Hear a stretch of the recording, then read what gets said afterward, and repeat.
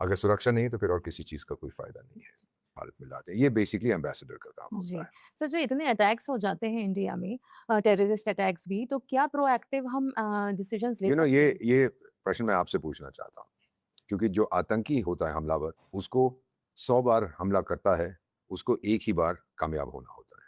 मुझे 100 बार कामयाब होना पड़ता है उन हमलों को रोकने के लिए। हुँ, तो प्रोएक्टिवली 2 चीज़ें हो सकती हैं। एक तो पहले, बल्कि मैं बताता हूँ कि स्टेजेस में हम जाते हैं। पहले तो हम सीधा उस देश को कहते हैं कि टाइगर बाज़ आ जा। नहीं बाज़ आता है, फिर हम अंतर्राष्ट्रीय प्रेशर उस पे डालते हैं। संयुक्त राष्ट्र संघ में जाते हैं, बेकार की संस्था है। वो जाके कहते हैं कि भई इस देश को बोलो कि ये स्पॉन्सर ऑफ टेररिज्म है। वो भी हो जाता है, फिर भी बाज़ नहीं आते। फिर हम क्या करते हैं, हमारे जो मित्र देश हैं उनके पास जाके कहते हैं कि भई इसको समझाओ, नहीं तो मैं इसको बहुत मारूँगा। और कुछ भी नहीं होता है, तो फिर हम उसके ऊपर फाइनेंशियल प्रेशर डालते हैं।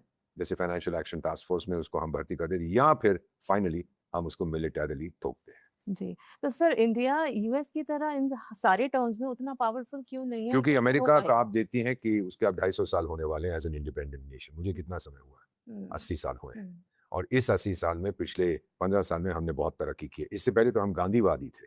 इससे पहले तो हम कहते थे कि सेना की ज़रूरत ही नहीं है, हथियारों की ज़रूरत ही नहीं है। हमारी मॉरल अथॉरिटी थी। 62 की लड़ाई के बाद वो मॉरल अथॉरिटी भोपाल की झील में डूब गई।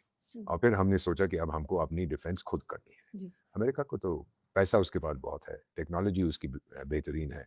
अम, जंग में उसकी फ़ौज बहुत शक्तिशाली है, जहाँ जाते हैं वहाँ मार खा के आते हैं, लेकिन पैसा बहुत है जो वो खर्च करते हैं, नए-नए हथियार बनाते हैं। हुँ, तो लोग कहते हैं कि अमेरिका डिक्लाइन हो रहा है, मैं तो रहा हूँ वहाँ पर, हर साल जाता हूँ।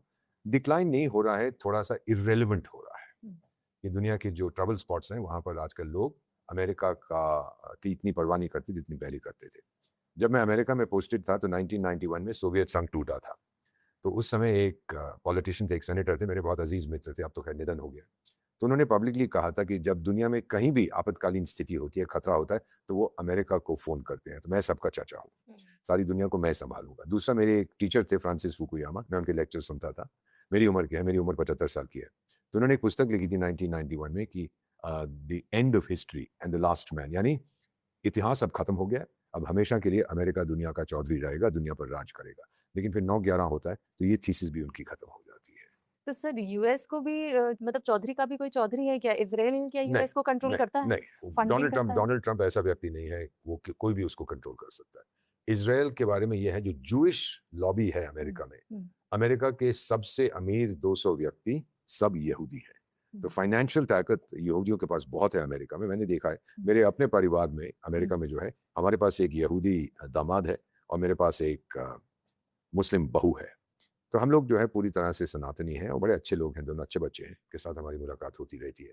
सो अमेरिका की जो जूइश लॉबी है, वो बड़ी तगड़ी है। हुँ, इसीलिए इज़राइल को वो ज़्यादा नुकसान नहीं होने देंगे, बल्कि बिल्कुल नुकसान नहीं होने देंगे। यहाँ तक कि जब इज़राइल को पैसे की ज़रूरत होती है, तो जूइश लॉबी पैसा इकट्ठा करके भेजती है। और जब भी मैं न्यूयॉर्क जाता हूँ, मैं जाता हूँ ऐसे इलाकों में, मैंने कहा पिछले साल आया था तो ये मंदिर यहूदियों का कब से बना? जी, हमने पैसे इकट्ठे करके बना लिया।